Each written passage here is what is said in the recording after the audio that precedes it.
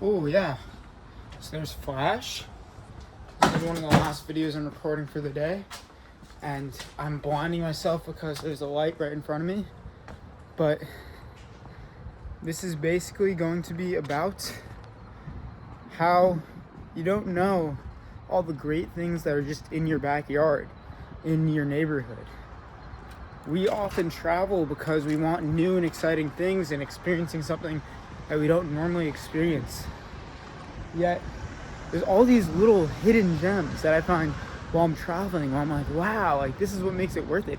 It isn't those big tourist attractions, it's always small little cafes that you would never happen upon, that only locals go to, or just those nice vibe bars.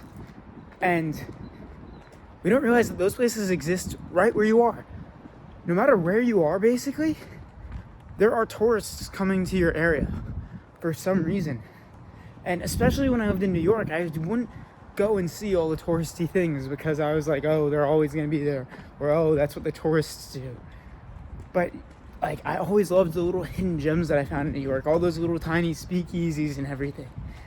And even if you don't have the budget to travel right now, you can still literally, I'm gonna walk. This is what, 6 p.m. at night? I'm simply going to walk a mere 7 minutes and go to this little tiny place that like all these locals who have been living in the same area that I am in Australia for 10 plus years. When I'm there, they always come there like, oh my gosh, I never knew this place existed. Like, it's so cool. And I'm like, yeah, like it's crazy, right? It's so cool. So we're gonna go to that place, walk there right now, maybe make some pit stops on the way if I can help but to be blinded. I don't know. But yeah, this flash is right in my eyes, so I guess we're gonna go and get there and my eyes are gonna be like, what the heck is happening? But we go and we venture off. So you could find these places often by going and talking to other friends, being like, you know of any cool abandoned warehouses or anything, like really cool graffiti or cool little beach spots if you're living in a beachy town, or even like rivers and lakes if it's summer. Like rope swings are in every small town I've been in. Every small town has one like little waterfall rope swing spot that's just absolutely spectacular. So I'd say go to those. And then also, if you can help it, just like try to find like hidden spots and put your town in. And then there's so many places that, or even tourist attractions in your town, you know?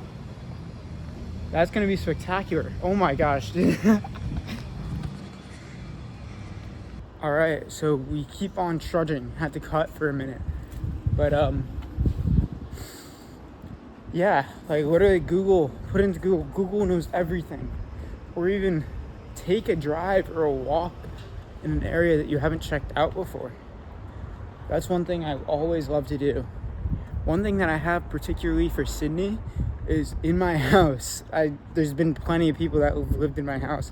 We found 4 copies of this one book that's called The Outsider's Guide to Sydney. And it's just all these little hidden beaches and everything that you can go to.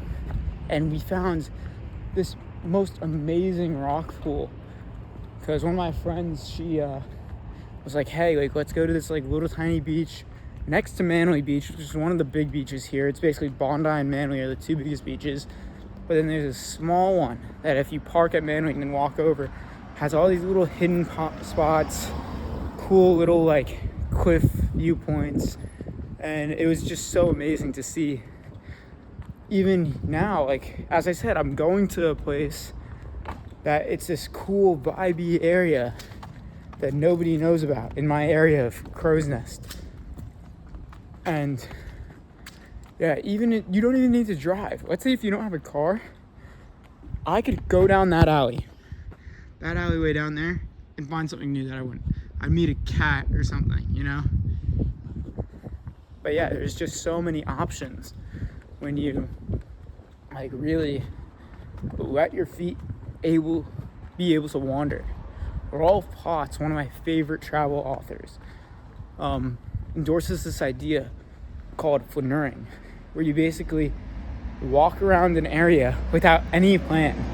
And then, like, if you feel like stopping or something, feel like stopping and sitting down and checking out this cool little thing. Even now, like, look at how pretty my area is. It's fall turning into winter time, and look at all this.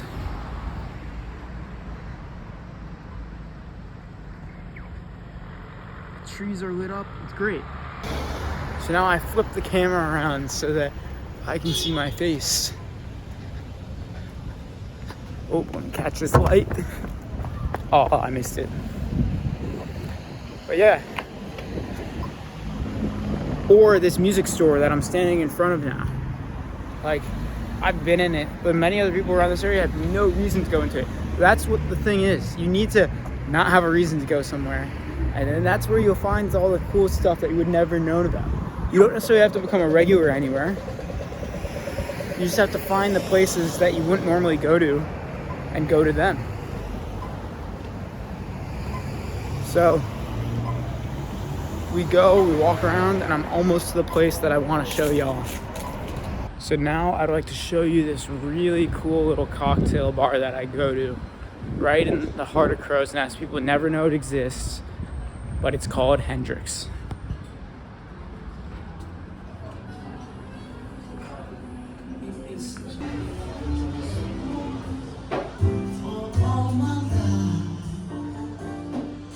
This is it. This is Mitch the bartender. Such a vibe going on. Hope you enjoyed the video, and I'll catch y'all in the next one.